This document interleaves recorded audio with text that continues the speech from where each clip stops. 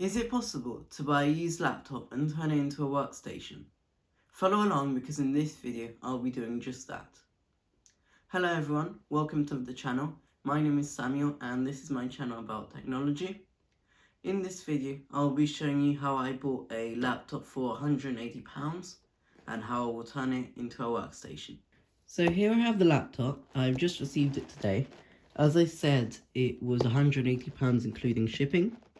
This video is going to be kind of like a New Year's special.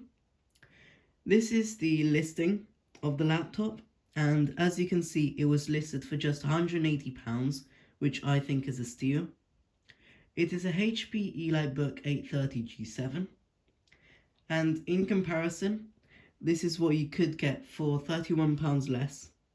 This is a HP Stream with an Intel Celeron announced in the same year as our laptop's Intel Core i5, but just weighs lower. 4GB of RAM and 128GB of storage. Obviously, our laptop for £31 more is way better. You could also buy something like this, a HP 14-inch laptop. This one is £249 and comes with an i3 1215U, 8GB of RAM and 128GB of storage. The processors in comparison between inside our laptop and this one are about par with each other, although you do not get more storage or better build quality. Honestly, you can do this process at home and turn any used business grade laptop into a powerful and reliable one. However, let's start unboxing the laptop. Every time I unbox anything to do with electronics, I like to record myself, and that is my top tip for you guys. I do this mainly for two reasons. One, and most importantly, if I open the laptop and it is broken, the seller cannot say that I broke it since I have the video for proof.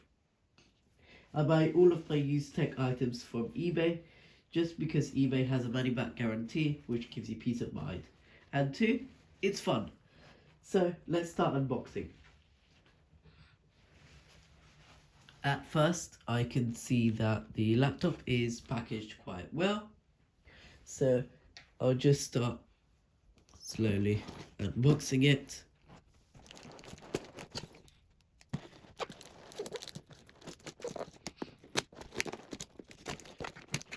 This laptop was also just announced in 2020, so it's not too old either.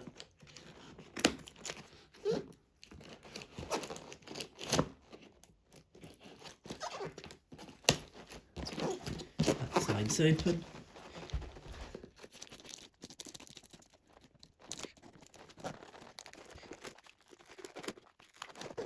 Okay, I'll just at the center.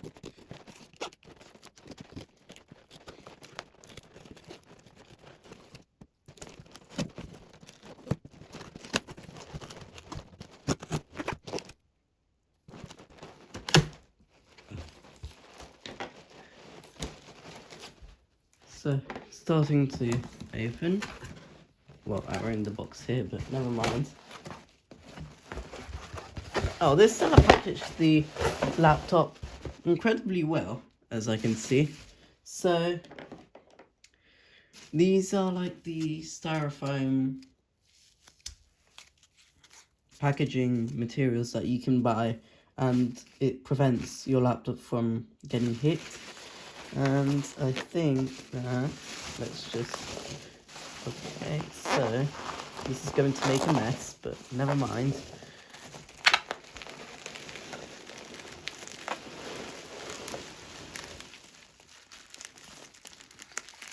This is our laptop. So let's put this to the side and start unboxing this first. Oh, give me a second, one of these things fell on the floor. So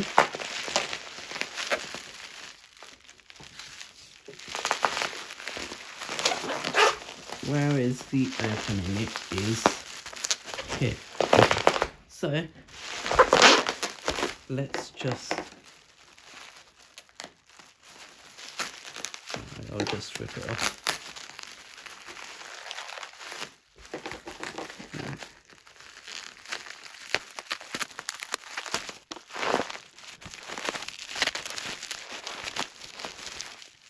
This is the laptop. I'll put all of this bubble wrap on the floor.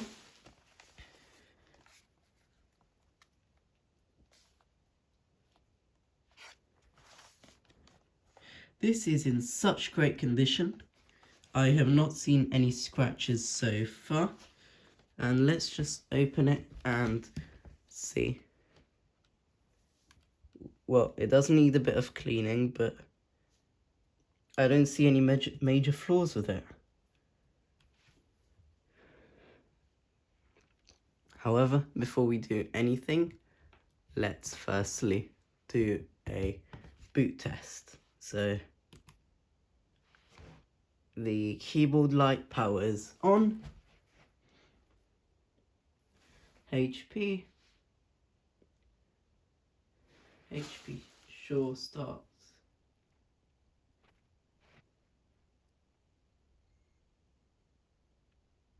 And it powers on.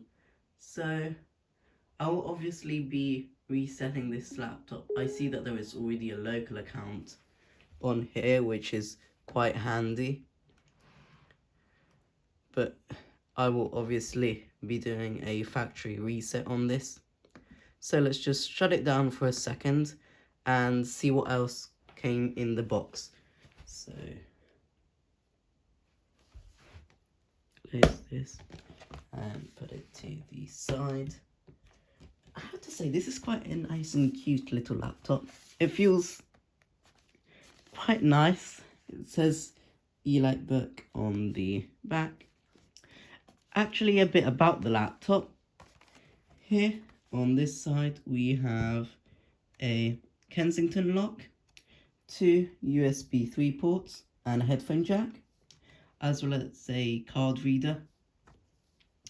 And on the other side we have a charging AC jack, HDMI, 2 USB-C, and this is a SIM card reader, which I think you just put in there, to be honest. It doesn't pop out or anything. So this is a SIM card reader, which means that you can use this laptop wherever you go. I'll put this to the side. And in the box we have,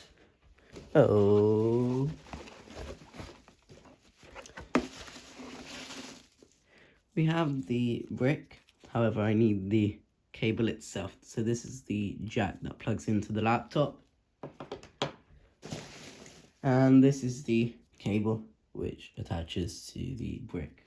Quite surprised. They packaged everything so well. But that's pretty much it. That's all that's in the box. So, following this, I will do a cleaning to this laptop. So I'll be back once I have all of the cleaning materials. For the cleaning materials, I have some microfiber cloths and some isopropyl alcohol, as well as a bowl with some water in it, so that I can bring the percentage of this isopropyl alcohol down for the screen and keyboard to not ruin the screen, and also to not get the paint off of the letter keycaps. So you might probably be wondering why I would be using isopropyl alcohol. So isopropyl alcohol acts not only as a disinfectant, but it's also a very, very weak conductive, and it's usually considered non-conductive. So that is why I'll be using it.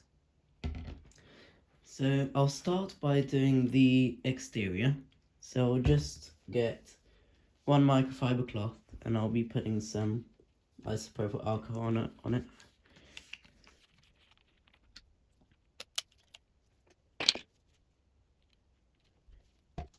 And now I will just clean the top and bottom.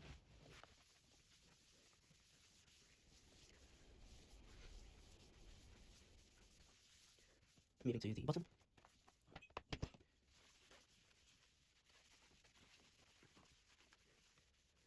And I'll also do the sides.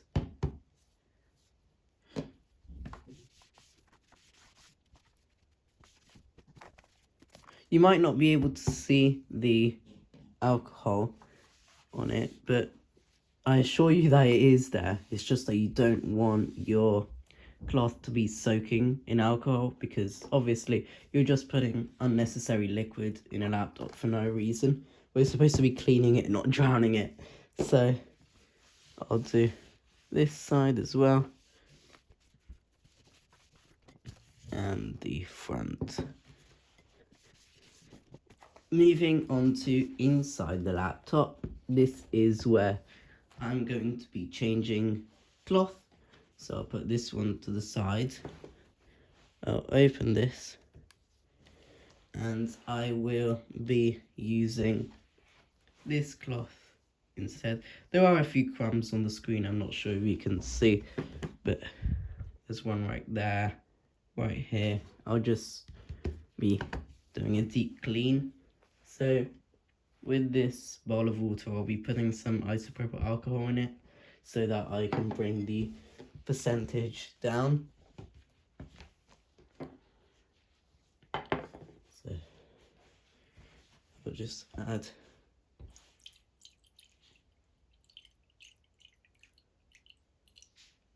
that. Has made it roughly about 50%, which is what you want. I'll close the alcohol, get the laptop here, and I'll start to clean it. I'll put you, yep, you'll stay here, and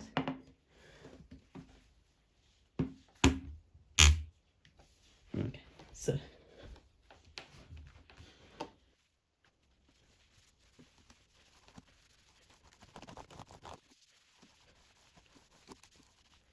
there are some really nice speaker grills here and here. Don't put water in them and make them soaking wet and ruin them. And now for the screen, I will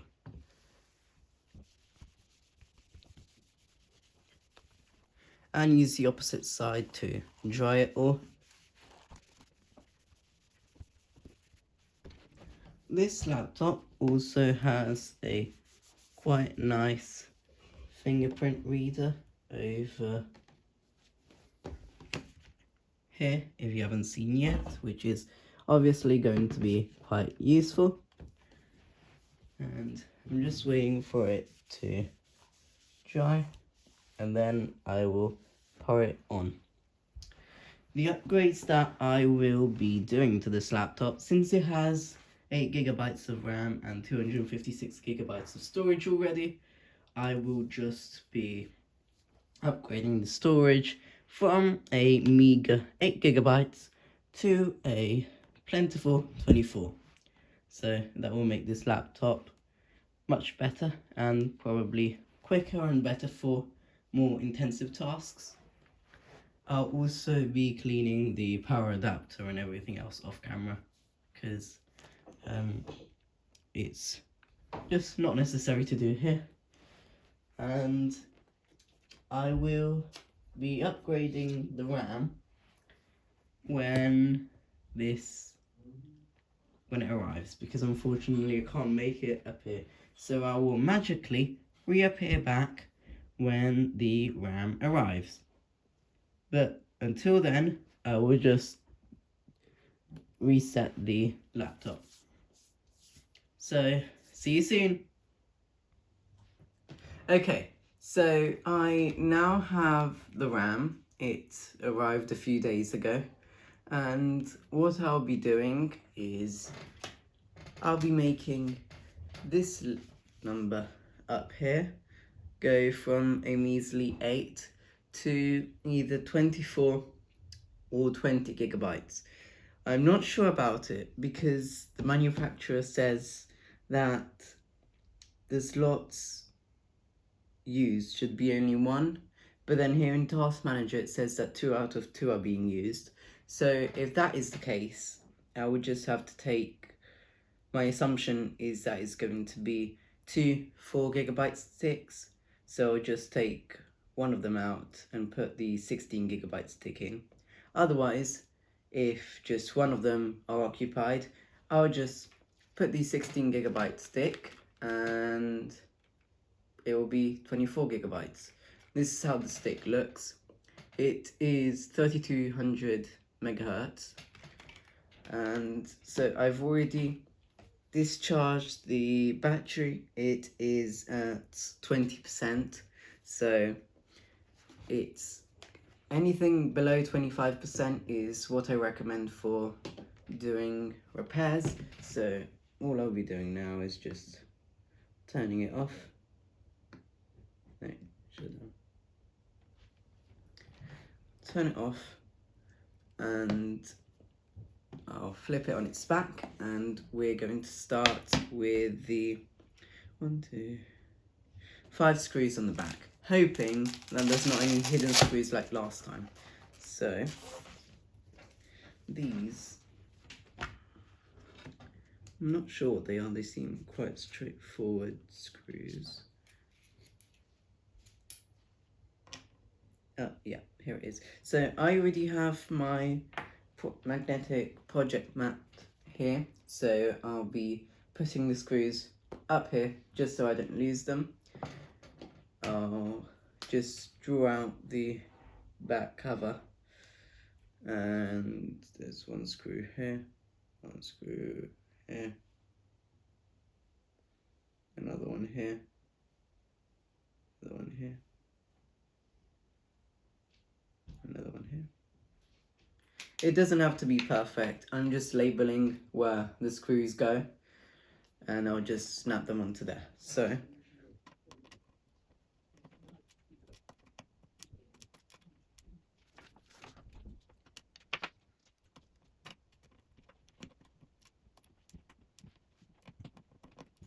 these screws are surprisingly fiddly for some reason. I'll speed up this process.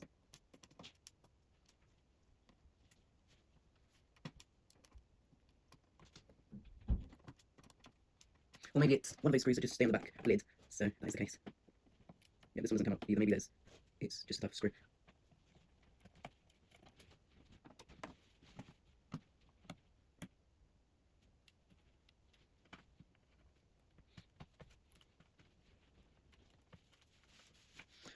Now I'll be using some opening picks to get the back cover off.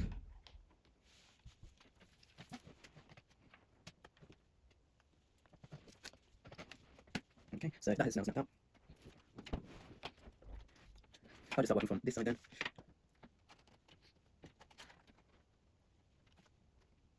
Well, I also need to try and get the other part to snap off.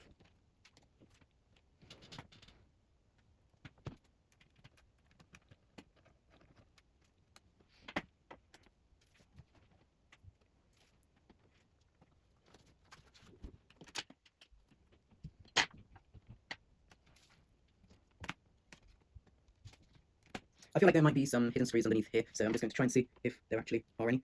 Maybe not here, but...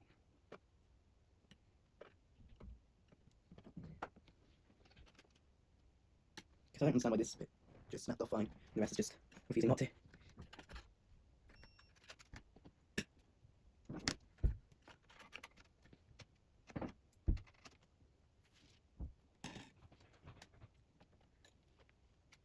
I'll just cut to when I'll be able to get this off. So I'm getting it to open. I just have to put, oh, here it is. So now I'll just slowly wiggle it out. Here it is. So, unfortunately, what I can see from here is that probably the RAM on this laptop has been replaced. I don't know its full history because I bought it used, as I told you before. However, so both of them are 4GB modules, so I'll see if one of them is a lower frequency, and I'll just remove that one.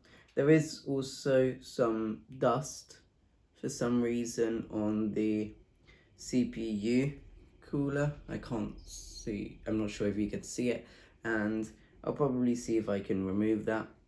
But let's start by just removing the RAM. So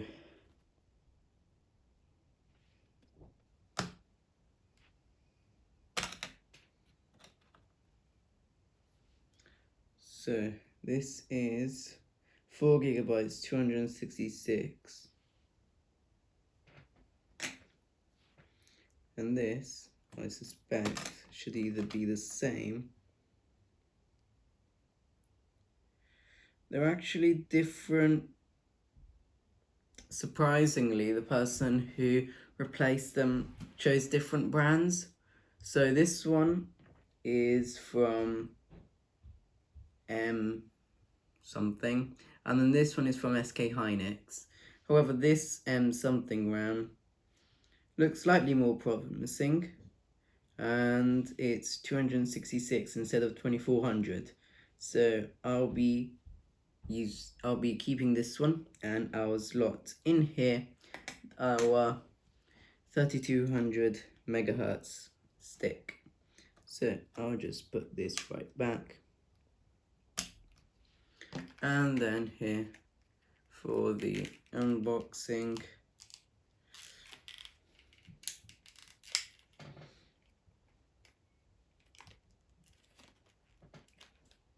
I'll be very disappointed if I can't get this to open.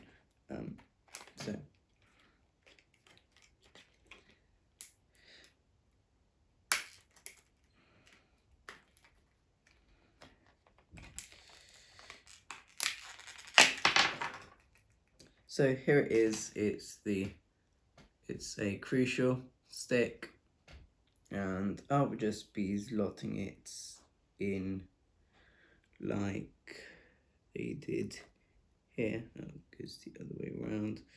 So they're both DDR3 sticks, if you were wondering. Okay, so that has slotted into place, and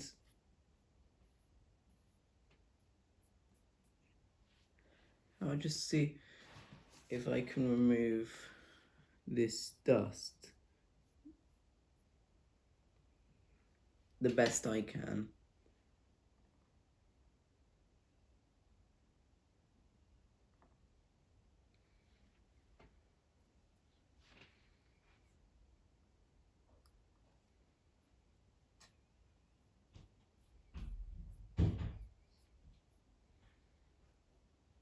I've just removed it the best I can. Now is a good time to put the back cover back on. Now, something that I didn't do, and which I kept on thinking about and saying, oh, I've got to remember this, but I forgot.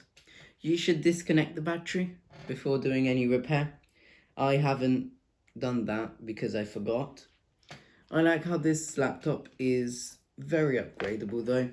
The battery is just a few screws away, and I can also replace the SSD. Although, to me, it looks like it's been replaced as well. So maybe this laptop is not actually used after all, but it might have just been refurbished. So now I'll just pop the lid back on. I won't put any screws. I'll just see if it turns on, and if Windows recognizes that there are actually no, it should be 20 gigabytes of RAM. So this is putting back on this. So this side is open. This.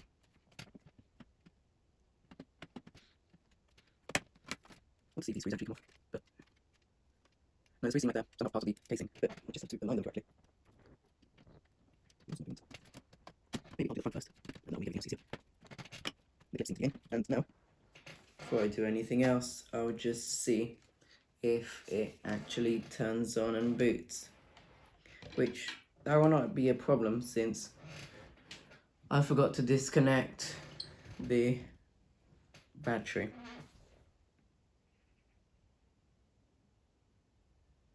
Come on.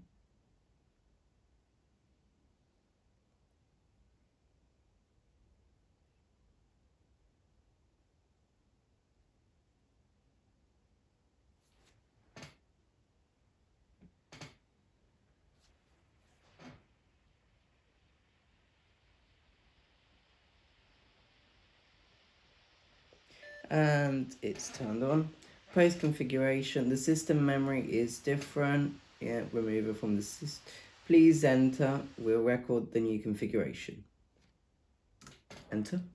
And now hopefully Windows will see that it's 20 gigabytes, which is substantially more than before, because, well, obviously it's not 24, but try and compare 80 to 20, which is, it's more than double. So now I'll just put the stick in here, just in case I might need it later on.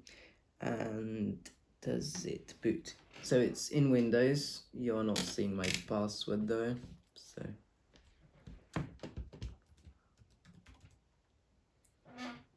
it's my dad's laptop, but he asked me to do a RAM upgrade on it. And here in Task Manager, you can see we have 20 gigabytes and it's 2,667 megahertz instead of the 2,400 I think it was before. So that is it. All I'll be doing now is putting the screws back in, and I'll see you in the next video. Bye!